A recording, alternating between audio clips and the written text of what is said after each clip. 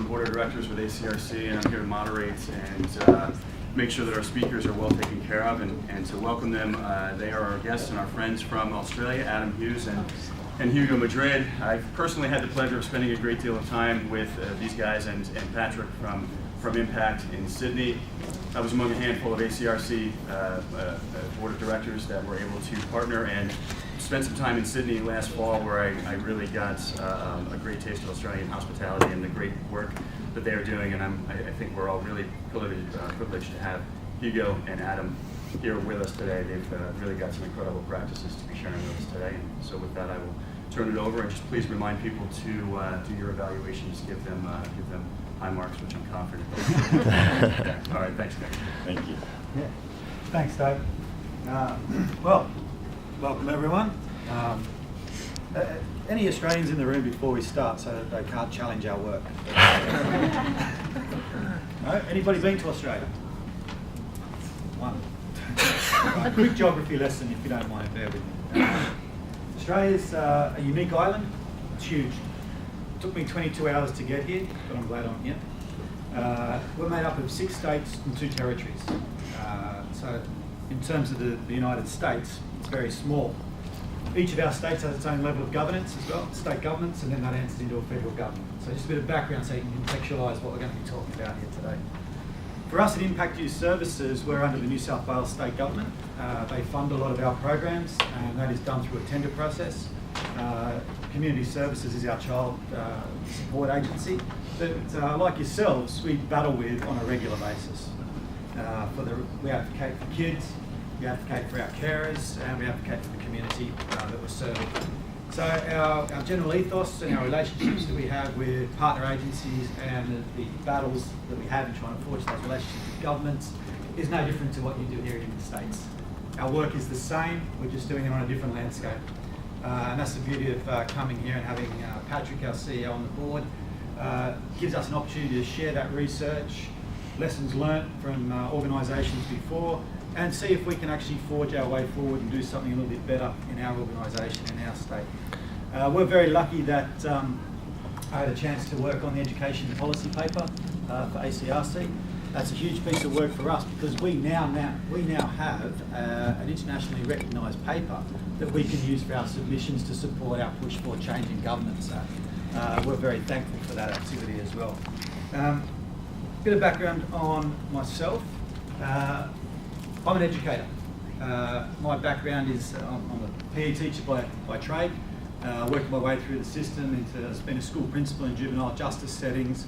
I've been a principal of behaviour schools. Worked at the state level. Worked internationally in the Middle East, building education systems. And my background has predominantly been around special education inclusive practices. I was lucky enough to get picked up by Impact Youth Services, who were leading the way in education practices in out-of-home care, not only in New South Wales but in Australia. We don't have residential programs with schools on site, or those embedded programs that you have across New South Wales. Impact was the first organisation to initiate that change, and that has been a challenge for us, because it's challenged policy, it's challenged legislation, it's got decision makers looking at how that can work.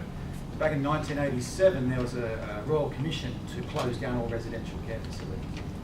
Now that left a huge void in the service, not only for residential care, but where do kids get educated if they don't fit into that environment?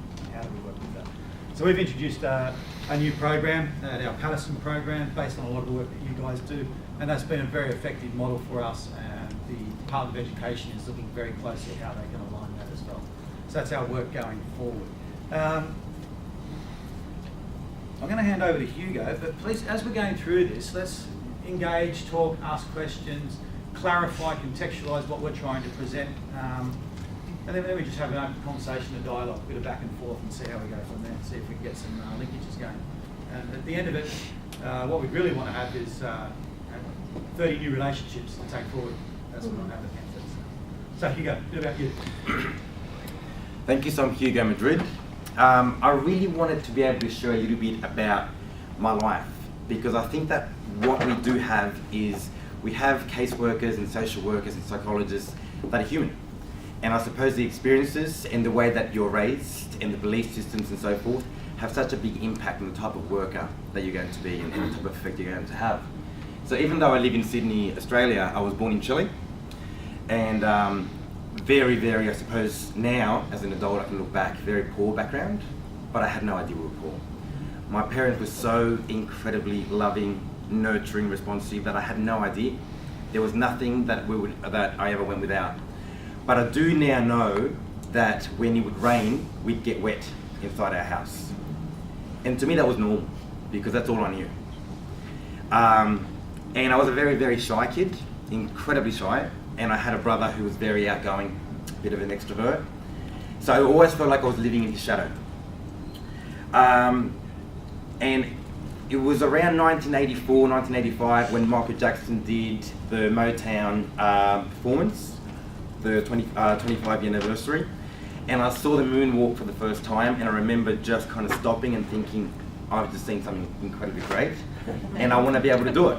I want to be able to do just that and be as great as that. And so what I started to do was try to do the moonwalk absolutely everywhere. What I didn't know that was happening in the background was that my parents were really concerned, because they thought, on the one hand, we've got Hugo who's beginning to come out of his shell. And every time that I would dance, my mum and my dad and my uncles and aunties would clap and they would celebrate. So I was beginning to develop a sense of competence. And within that, I was developing a sense of confidence in myself also. But what I didn't know is that I was wearing out my shoes. And my parents really could only afford one pair of shoes a year. And I was at that age where I was already outgrowing them, so it was already a bit of a struggle. So they had a bit of a dilemma, which was, do we ask him to stop? Or do we continue to nurture this side of his personality? And they continued to nurture that side of my personality. And I think that for me, it's really important that I share that with you, because I suppose what I grew up knowing about myself was that I was seen, I was heard, I exist, I mattered. That's really important because the joint protocol that we're going to be talking about that was designed in New South Wales is targeted at kids that actually have a very different narrative. Where rather than being celebrated, there's an inner critic saying that life is my fault. Where I am right now, this is my doing. I am no good. So for me to kind of grow up and I suppose start uni and start working as a youth worker, I think that through books and through hearing things, I had an idea of what the lived experience of these kids may have been.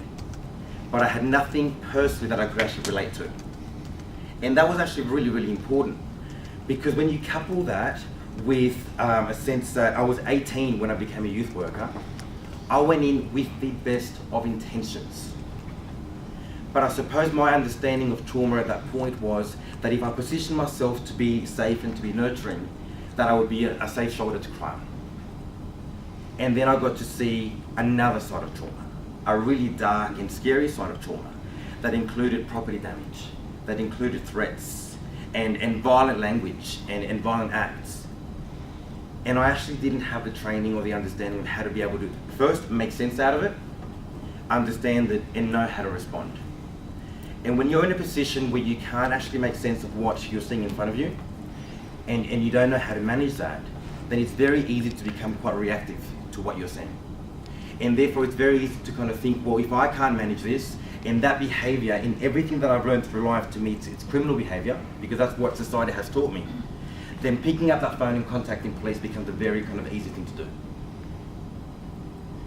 That's not to say that I wasn't provided with any training. There was definitely induction and there were trainings here and there. But what I've actually gotten to learn through time and being in this field is that repetition is the mother of all learning.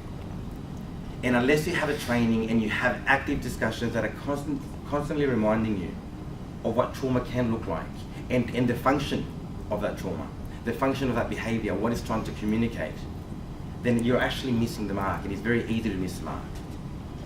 So we're going to be talking at this point about some examples where police have been misused. But I don't want to actually denigrate the efforts of the staff that are trying to do the best they can with the resources that they've got. But it is, I think, a reminder that training and active discussions and meetings and your website and whatever forum possible, that we're always keeping these discussions alive. Because I've been to some trainings where I walk out and thinking, I feel different because of that. and then I might get a phone call, I'll get some emails, there are bills to pay, there are things happening with my kid's school, and then all of a sudden that feeling that I had is no longer as intense. And then if you give that another 2 or 3 days, then it begins to be watered down yet again. So keeping the discussions alive is incredibly important. Okay, so that's us as human beings. But like you guys, we work for an agency. And I just want to reiterate what Hugo says there. As a teacher by trade, the big thing for me about professional development is the urgency for knowledge transfer as soon as possible after the experience. So we have a responsibility of being at these trainings for this week. Yes, having a great time, meeting new people, but the responsibility is to take the knowledge and transfer it to our teams as soon as possible to make the impact of change. That's the teacher in me, and you'll probably hear a bit about that theme as we go throughout, so no problem. And no one will be sent out or anything like that, it's an inclusive environment. Impact Youth Services, fantastic organisation, been around for 15 years 16. now. 16 years now, stand corrected, the boss is in the room. 16 years. We provide therapeutic residential care for kids that have been taken out of home by the government and look for alternative provisions. This is a new space for me, having been a principal on the other side, having kids come into my school and looking for alternative provisions. So I'm continually learning through Hugo and Patrick and the teams that I'm dealing with on how do we make those changes as in education to fit those kids. That's a huge task for us. Our focus is to enable children and young people to recover and assist in the transitions to their foster or kinship. A lot of this theme resonates with your work as well, so it's important that you realise that Australia may be a long way away, but the concept of what we do in our work is very similar. Programs are accessible to those in need and flexible in service delivery. That's what we're looking about. How do we bring alternative approaches to residential out-of-home care?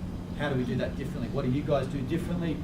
What do our other agencies do in Australia that's different?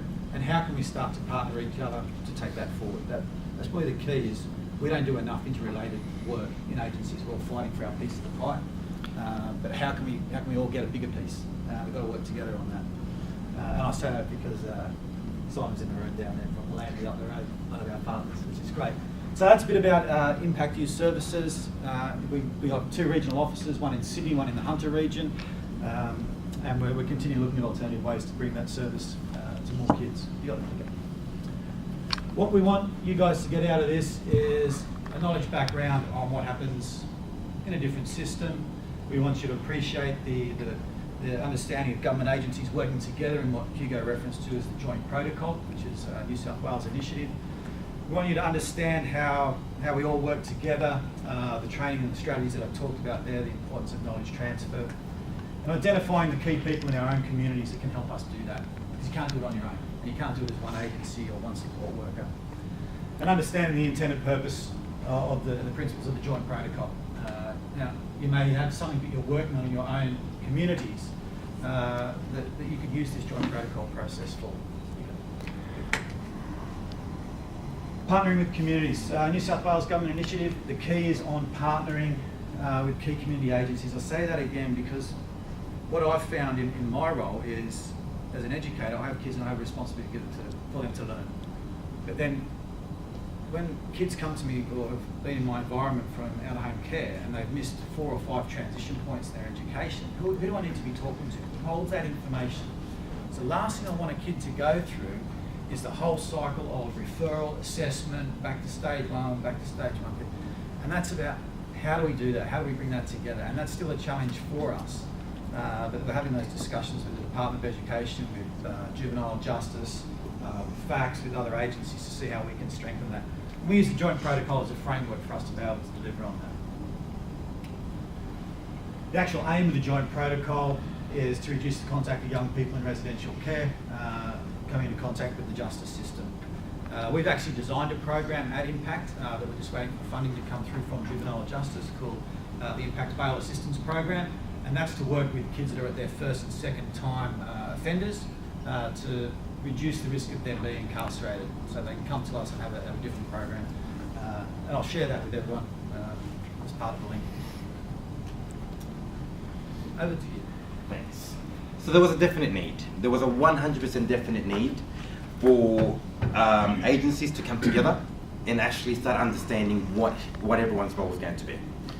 So we traditionally didn't have the best of relationships with police, I suppose, in the sector, because there seemed to be an idea that when police were called at times, it was, well, we're coming in to help you do your job.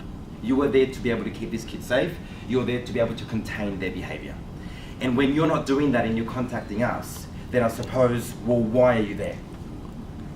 And I suppose what we wanted to be able to say in return was, well, our job is to be able to provide empathic, responsive, therapeutic care. But there will be times where certain behaviours are taking place where safety is compromised to a degree that it should never be compromised.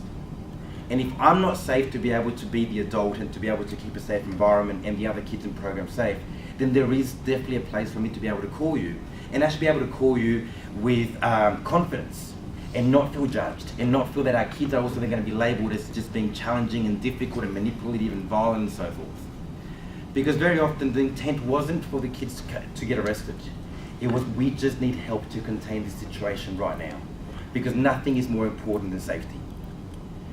But we might be able to get through to that one police officer that came in on a Wednesday. But what happened to the other police officer that was coming in on a Sunday? And then the next week and so forth. So really, it was a misunderstanding of when do we need to be calling, and when we do contact you, what should be your role, what should be our role? How do we work together?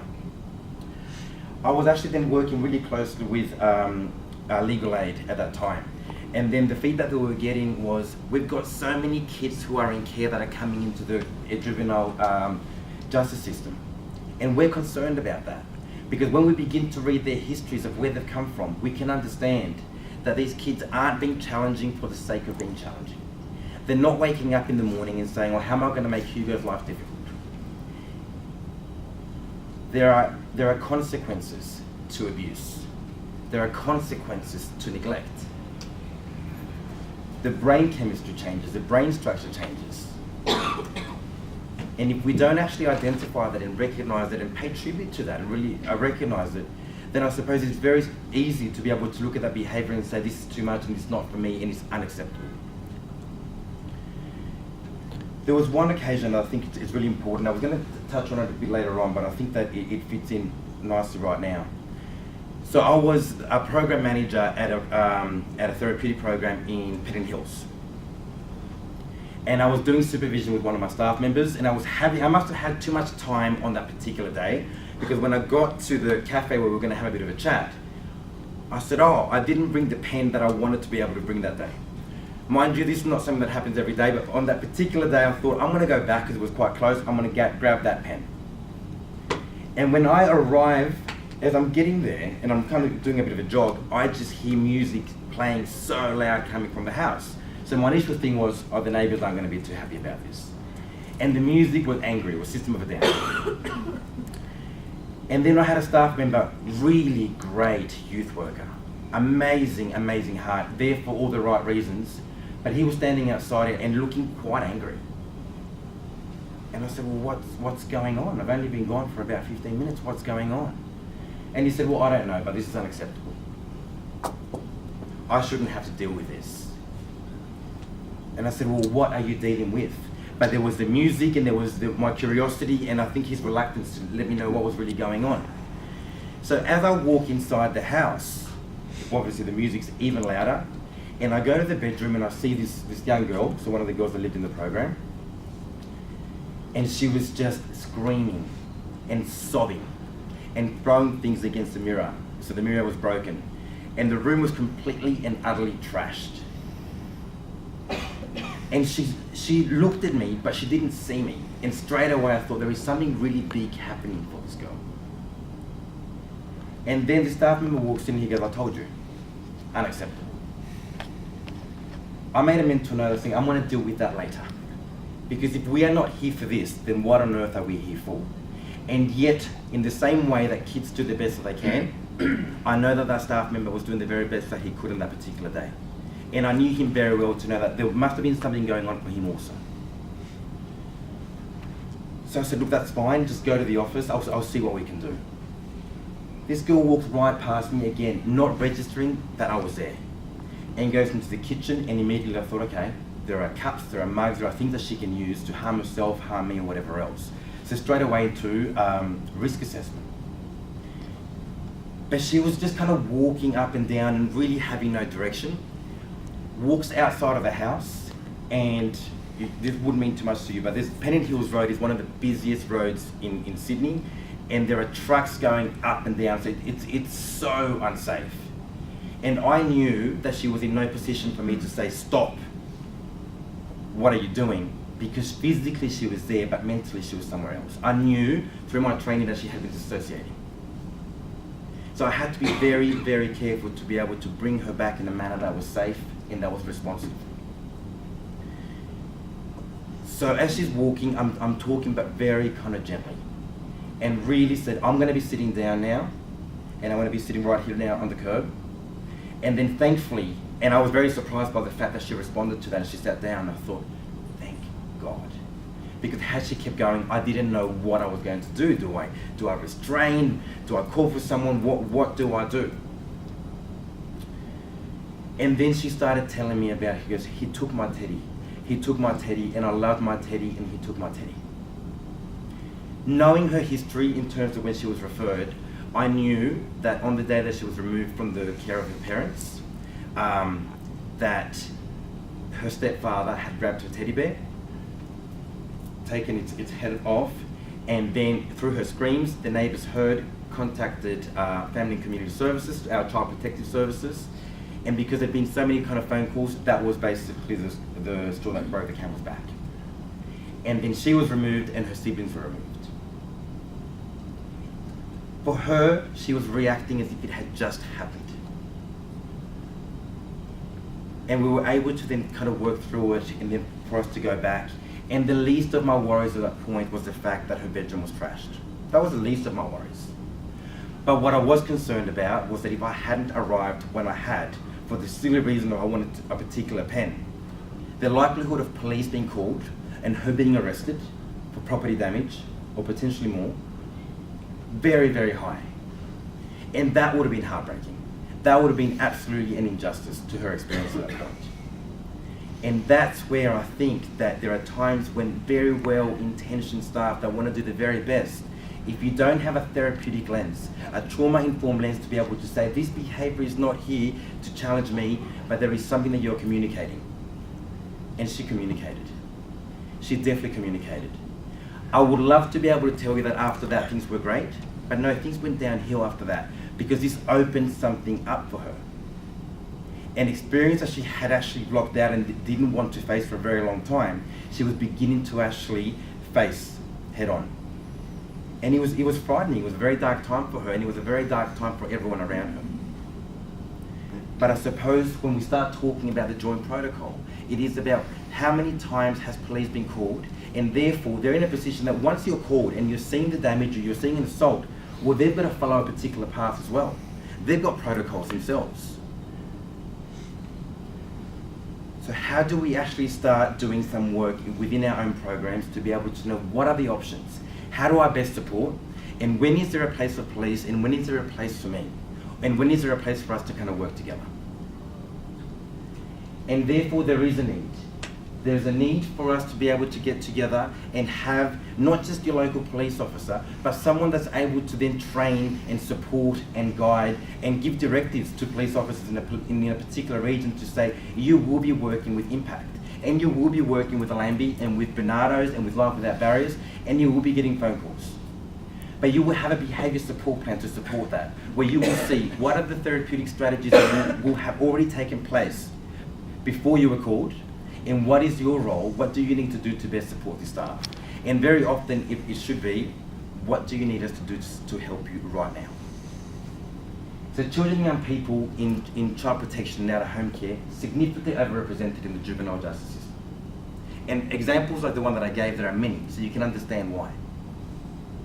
So young people in child protection system were 14 times more likely than non-out-of-home care peers to be under youth justice supervision orders in the same year, and that year was 2014 to 2015, where they were looking at the stats, and I said, wow, that's really significant. But then if you look at the next stat, it's even more. So Indigenous, so Aboriginal young people in child protection, in comparison to non-Indigenous, also in child protection, were more than twice as likely to then be in contact with the juvenile justice system. again, a statistic that is incredibly concerning. It tells us whatever we are doing, it's actually not working.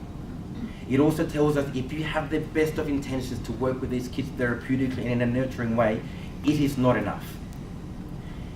And you may have the most unbelievable strategies to be able to support, understand and manage behaviour. But if the police officer or the police station that you're contacting to be able to support you doesn't have that same level of appreciation and understanding, then you're also going to have an outcome that is not optimal for these kids. So it's not just about having a really good agency, and it's not just having really good partners with other residential care agencies. It's about how do we get police involved as well. But then once we've got them on board, how do we get solicitors and legal aid who are supporting our kids to also understand the work that we're doing? So that when a police officer says, no, we didn't place that young person under arrest, that they're not going to be in trouble and ask, why didn't you follow our own protocol? That behaviour met the threshold as criminal behaviour. Why did you, as the police officer on duty, not do what you needed to do? So in essence, they also need permission, they also need a protocol to be able to say there is flexibility in the options that we're able to take. And arrest is definitely one of them, but can it be the last resort? And finally, so young people under youth justice supervision are 15 times more likely as the general population to be in child protection systems. So therefore, another way of saying there is a strong correlation, a very strong relationship between child abuse, neglect, the child protection system, and contact with police. And what we're trying to do is let's actually restrict the first contact. Because once you've got one contact, then basically it begins to snowball. So what can we do to actually stop the first contact? When I started working in child protection and out of home care, we were working with 13 to 18 year olds.